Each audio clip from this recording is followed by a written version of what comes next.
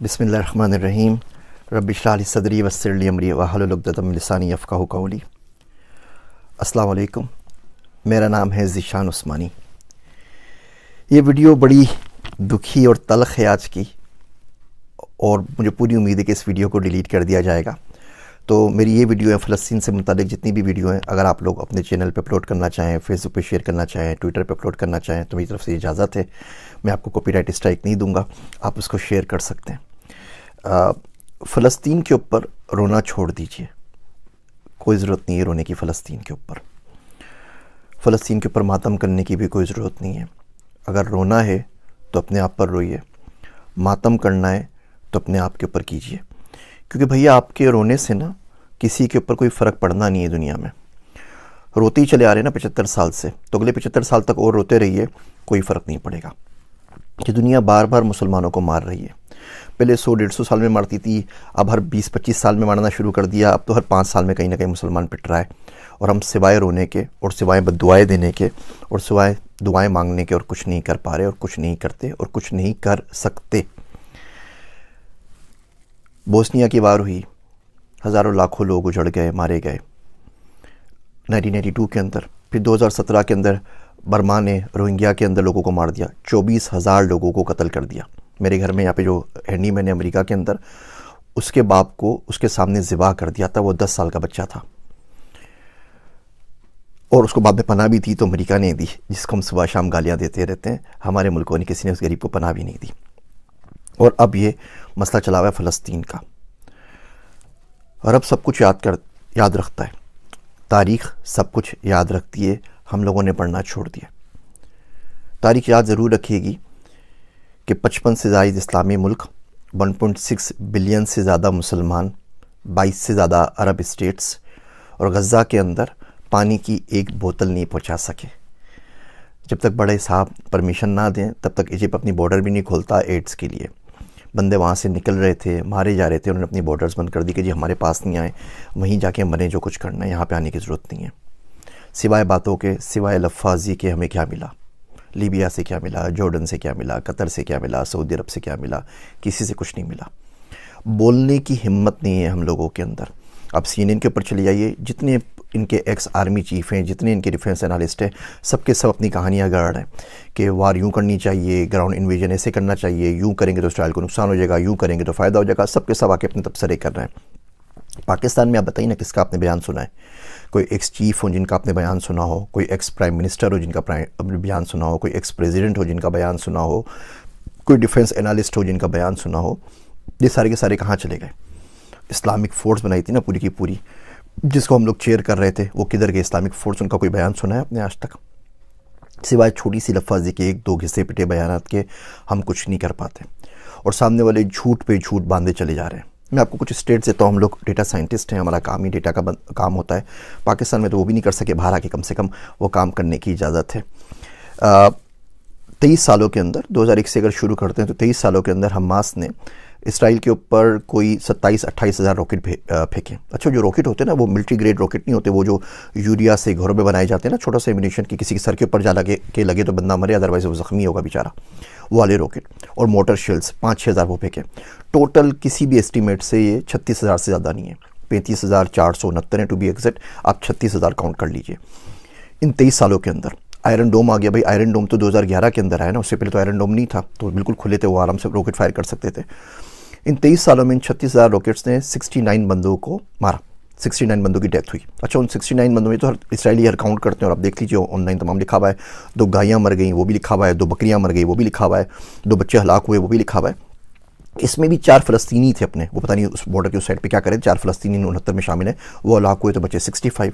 इसके अंदर जो बंदे 65 मरे, उसमें भी 5-6 मुसलमान थे, उनको भी निकाल दीजिए।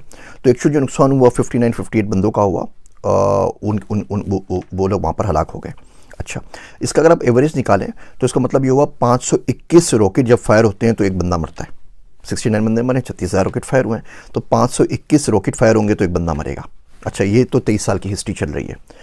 उसके बाद क्या हुआ अचानक कि वो बोलते हैं कि जी हमास का एक रॉकेट फायर हुआ और गलती से घूम फिर के वो वापस आके अपने हॉस्पिटल पे गिर गया, हॉस्पिटल की पूरी बिल्डिंग तबाह हो गई और उसमें 500 बंदे एक साथ मर गए। तो ये कैसे हो सकता है कि 521 रॉकेट मिलकर एक बंदा मार रहे थे पिछले 23 सालों के अंदर, और एक रात अचानक एक रॉकेट फायर हुआ और इतना ज़बरदस्त रॉकेट बन गया वो घर के यूरिया से बना हुआ कि वो अपनी हॉस्पिटल पे लग गया और उसने 500 लोग मार दिए और हॉस्पिटल की पूरी बिल्डिंग जो है वो तबाह बर्बाद हो गई। और हम लोग ये एजेंडा बाय कर रहे हैं। आप CNN पे जाएं, हर जगह जाएं, बोलते हैं जी बिल्कुल ही इन्होंने अपने बंदों को खुद ही मारा है, ये खुद ही कत्ल हुए हैं और कातिल अपने खुद ही हैं, और हम ये बात मानने को तैयार हैं क्योंकि हम इसके अलावा कुछ कर नहीं सकते। और ये बर्बरियत जो है ये चली जा रही है और हम सिवाय बद्दुआएं मांगने कुछ नहीं कर रहे। दो तरह के पाकिस्तान में लोग हो गए। एक वो लोग हैं जो झोलियां भर भर के बद्दुआएं दे रहे हैं। वो शायर कहता है कि कब अश्क बहाने से कटी है शबे हिजरा, कब अश्क बहाने से कटी है शबे हिजरा, कब कोई बला सिर्फ दुआओं से टली है। ये दुआएं हमने तो मांगी थी अफ़गानिस्तान के लिए भी, फिर क्या हुआ, इराक़ के लिए भी मांगी थी, पाकिस्तान के लिए भी मांगी थी, सबके लिए मांगी थी, फिर क्या हुआ। मेरा दोस्त अब्दुल्ला कहता है कि अगर आज खुदा ना खास्ता भारत के साथ जंग हो गई ना तो फरिश्ते उनके साथ खड़े होंगे, हमारे साथ नहीं, क्योंकि हमारे आमाल ऐसे नहीं है, हमें मुनाफ़कत इतनी ज़्यादा बस गई है। तो एक लोग वो जो हैं जो दुआएं और दुआएं मांग रहे हैं और उनसे कुछ नहीं होगा। एक वो लोग हैं जो झूठी आस दे रहे हैं सिर्फ और सिर्फ अपने व्यूज़ के लिए। इराक़ में भी हुआ था, इराक़ तबाह कर देगा अमेरिका को, आप देखिए कैसे काया पलट होगी। ऐसे ही कोई ना कोई उल्लू का पट्टा रोज़ आके वीडियो रिलीज़ कर रहा होता है और बोल रहा होता है कि हमास ये बिगाड़ देगा, हमास वो बिगाड़ देगा। 256 F-16 है उनके पास, इसराइल के पास 256। हमारे पास जो F-16 है वो एल बैंड के ऊपर नहीं चलते। वो एल बैंड पे अगर उसको जाना पड़ेगा आपको ऑफेंसिव मोड के अंदर, तो उसकी परमिशन भी आपको अमेरिका से लेनी पड़ेगी, वरना आप उड़ा के उससे डिफेंस कर सकते हैं आराम से। जो हमने खुद बनाया मुशाक वगैरह तो चल सकते हैं, F-16 नहीं चल सकते, परमिशन ऊपर से आती है। एनीवे 256 F-16 इसराइल के पास, 70 से ऊपर F-35 है। F-35 वो प्लेन है कि दुनिया के किसी भी मुल्क में जाके तबाही मचा सकता है, 160 किलोमीटर दूर से फायर कर सकता है विदाउट डिटेक्शन। उसका आपको कोई दुनिया का रेडार डिटेक्ट नहीं कर सकता। वो आए थे ना जब उसामा को मारने के लिए, तो कौन से रेडार ने आपको डिटेक्ट किया था। तो ये असल सूरत हाल है। वो बिल्कुल नेस्तो नाबूद करके चले जाएगा, दुनिया उसके साथ खड़ी हुई है और आप सिवाय अपनी लाशें दफनाने के कुछ नहीं कर सकते। और ये बद्दुआओं से काम नहीं चलता। अब करें तो करें क्या, ठीक है। देखिए पहली बात तो उस मुल्क में रहना क्यों है जो इतने कमज़ोर हैं। उस मुल्क में करना क्या है कि हम लोग 1.5 बिलियन 1.6 बिलियन मुसलमान मिलके एक पानी की बोतल गज़ा में नहीं पहुंचा सकें। मरते हुए बच्चों के पास उस मुल्क में रहना क्यों है। कुरान शरीफ में आता है ना, सूरह निसा में आप देखिए, फ़ीमा कुंतुम के तुम किस हाल में रहे हो, क्या करते रहे हो। तो लोग बोलेंगे अना मुस्तफ़ीना फ़िल अर्द, हम तो ज़मीन में बहुत कमज़ोर बना दिए गए थे। तो फरिश्ते मारेंगे, बोलेंगे अल्लाह की ज़मीन वसी नहीं थी, कहीं और निकल जाते। तो अगर आप मुल्कों में कमज़ोर हो गए जहाँ पे आपको बात करने की परमिशन नहीं है, जहाँ बोल नहीं सकते, तो किसी और मुल्क में चले जाइए, बात तो कर सकें ना। अब यहाँ राशिदा तालिब है, मिशिगन की जो कांग्रेस वूमेन है, वो एक बंदी ने अन्नी मचाई हुई ना, पूरे मुल्क के ऊपर भारी पड़ गई है, बोल बोल के पूरा मीडिया पागल हो गया। वो कुछ नहीं कर सकते क्योंकि वो अमेरिका में बैठी हुई है। यही राशिदा तालिब अगर पाकिस्तान में होती ना तो आफिया सिद्दीकी की तरह आपके अपने बंदे उसको भर के गाड़ी में लोड करके भेज देते कि भाई इसको भी ले जाए, और बाद में फिर मातम करते रहते कि हमारी बच्ची ले गए, हमारी बच्ची ले गए, हमारी बेटी ले गए, हमारी बहू ले गए, हमारी पाकिस्तान की दुख्तर ले गए। सारी बकवास कर रहे हो तो खुद दे देते हैं। लाल मस्जिद का वाक़या हुआ था ना, तो हम में से कितने बाहर निकले थे। वो तो अपनी घर के अंदर मस्जिद है ना, इस्लामाबाद के अंदर, वहाँ भी गोलियों की बरसात हो गई थी। और ऐसे वाक़यात होते रहते हैं, कभी कोई वाक़या होता है, कभी कोई वाक़या होता है, कभी कोई वाक़या होता है। सारे वाक़यात हमारे पास होते रहते हैं और उसकी सुनगन कुछ नहीं होती। तो इस मुल्क से बाहर निकलें। मर्द का हथियार पैसा है, मर्द का जो जेवर होता है वो हथियार होता है, और आज का जो हथियार है वो पैसा है, पैसे से बड़ा नहीं है। तो किसी ऐसे मुल्क में चलिए या कुछ पैसा कमा सकें ना, ताकि किसी की गरीब की डोनेशन कर सकें, किसी की मदद कर सकें, कुछ ना कुछ तो उसके लिए कर सकें। आपके पास पाकिस्तान में फ़लस्तीन के एम्बेसडर मौजूद हैं, जिस मुल्क में वहाँ पे रहते होते हैं, उनसे आगे पूछ लीजिए हाउ वी कैन हेल्प। कोई फ़लस्तीन का बंदा होगा, कोई रेस्टोरेंट होगा, आप पूछ लीजिए मेट भेजना तो मैं किस तरह एड कर सकता हूँ। पढ़ना शुरू करें, देखना शुरू करें, सुनना शुरू करें, क्योंकि ये जो लोग आज चुप सादे बैठे हुए हैं, कल यही आपके पास आएंगे, मैं क्या लफ्ज़ यूज़ करूँ इन लोगों के लिए, और आके आपसे वोट की भीख मांगेंगे इस्लाम के नाम के ऊपर। कौन सा इस्लाम है भैया और कहाँ का इस्लाम है। पैसा एक दीन बचा है, IMF खुदा है दुनिया का, हम उसको फॉलो कर रहे होते हैं। ये मुनाफिकत की बातें बिल्कुल भी नहीं करनी चाहिए। मुल्क से बाहर आइए, पढ़िए, पढ़ने से रिस्क कमाइए, पैसा हासिल कीजिए, रिसोर्सेज हासिल कीजिए। ये राशिद तालिब एक है ना, अगर ये 100 होती ना अमेरिका के अंदर तो आज ये सूरत हाल नहीं होती। हम अपने बच्चों को क्यों नहीं भेजते हुकूमतों के अंदर, हम अपने बच्चों को इलेक्शन क्यों नहीं लड़ाते उन पावरफुल मुल्कों के अंदर जिनकी कहने से कुछ हो जाता है। हम अपने बच्चों को वो तमाम चीज़ें, नई चीज़ें, टेक्नोलॉजी क्यों नहीं सिखाते। पाकिस्तान का मैं आपको हाल बताऊँ, तलमूद इसराइल की किताब है। मैंने किसी ज़माने के अंदर वो इसराइली ज़ुबान सीखने की बड़ी कोशिश की थी, कुछ किताबें वगैरह मंगवाई थी, तो एक्सपीरियंस हुआ। तो पता चला कि तलमूद जो इसराइलियों की जो मजहबी किताबें मुझे पढ़ने का शौक़ था, पाकिस्तान मंगवाई जाए, वो अरबी के अंदर शायर हुई थी कतर से।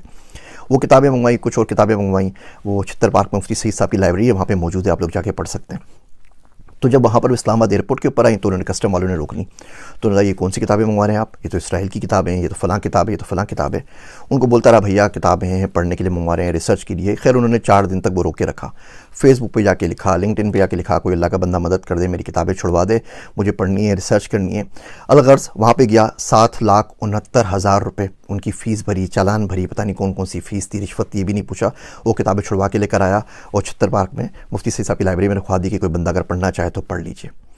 इसी तरीके से एक दफ़े किताब मंगवाई, उसमें इसराइल का नक्शा था, तो हमारे कस्टम हुकाम ने उसको रोक लिया। बोला नहीं ये किताब तो नहीं, आप किस चक्करों में लगे हुए। मैं कहा यार भैया पढ़ रहा हूँ, मुल्क के बारे में जानना चाहता हूँ, जा तो सकता नहीं पाकिस्तानी पासपोर्ट के ऊपर, कम से कम समझने तो दो, पढ़ने भी दो। वो परमिशन नहीं मिली। इवन इंडिया से कुछ किताबें मंगवाई, वो आज तक नहीं मिल सकी, कस्टम्स ने रोक ली। यहाँ अमेरिका में मिल जाती। ये देखिए ये नक्शा लगा हुआ है इंडिया का, ये पुराना नक्शा लगा हुआ है। मैं जा रहा था कि किस तरीके से इंडिया को पढ़ूँ, इंडिया का मुझे बड़ा शौक़ है और बड़ी ख्वाहिश है जाके विज़िट भी करूँ। वहाँ से इन्विटेशंस भी आए हुए हैं टॉक के लिए और बातचीत करने के लिए। उनके बोर्ड ने रब्ता भी किया था कि आप हमारे बच्चों के लिए 5वीं क्लास की बुक लिख दीजिए। मैं कहा भैया लिख तो दूंगा AI के ऊपर बुक, लेकिन उसके बाद पाकिस्तान नहीं जा सकूँगा, मार डालेंगे। तो बहुत बहुत माजरत। तो ये नक्शा पाकिस्तान नहीं आ सका। बहुत कोशिश की, बहुत ट्राई की कि आ जाए। कस्टम ने बोला कि आप किन चक्करों में लगे हुए भैया, पागल हैं क्या, उठाए जाएंगे, क्या कर रहे हैं। तो हम लोगों ने पढ़ना नहीं है। इसराइल 5.6% अपने बजट का, GDP का रिसर्च पे खर्च करता है, दुनिया में सबसे ज़्यादा खर्च करता है। हम पाकिस्तान में 0.01% भी खर्च नहीं करते।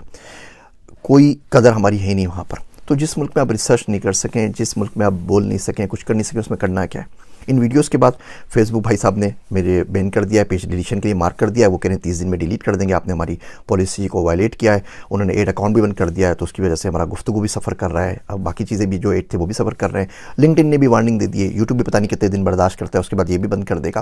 तो आप इसको शेयर करना चाहें तो मुझे कोई एतराज़ नहीं है, मैं आपको कॉपीराइट स्ट्राइक नहीं दूंगा। लेकिन भैया ये अलमिया है। अब आप बताइए इसमें आपके और मेरे रोने से क्या हो जाएगा। हाँ, रो के दुआ मांगे, उससे इंशाल्लाह ताला अल्लाह हो सकता है कोई सबील करे और आपके दिल में डाल दे कि इंसान का बच्चा कैसे बनना है और दुनिया के अंदर पावर कैसे हासिल करनी है, दुनिया के अंदर रिसोर्सेज कैसे हासिल करनी है। वो पर्सनल फाइनेंस पे आपको मैं किस्तें बनाऊंगा तो आपको दिखाऊंगा कि आप गुरबत को तोड़ के मिलियनेयर कम से कम बनने की कोशिश कैसे कर सकते हैं। वादा तो नहीं, लेकिन कोशिश कैसे कर सकते हैं। भैया पढ़ना शुरू करें, लोगों को देखना शुरू करें, कौन क्या बोल रहा है और क्या नहीं बोल रहा, और इसको याद रखिए। ये जितने भी आपके पास आ रही ना वीडियोस फ़लस्तीन की, व्हाट्सएप पे आती हैं, फेसबुक पे आती हैं, लिंक पे, इसको ज़्यादा से ज़्यादा शेयर करें ताकि आपकी मेमोरी में कुछ अरसे तक तो बाकी रहे ना कि हम लोगों के साथ क्या और कब हुआ था। और ये बात याद रखिएगा कि 55 इस्लामिक मुल्क, 1.6 बिलियन मुसलमान गज़ा के अंदर मरते हुए बच्चों के लिए पानी की एक बोतल नहीं भेज सके। मेरे वास्ते दुआ कीजिएगा। मैं हूँ आप सबका ज़ीशान उस्मानी।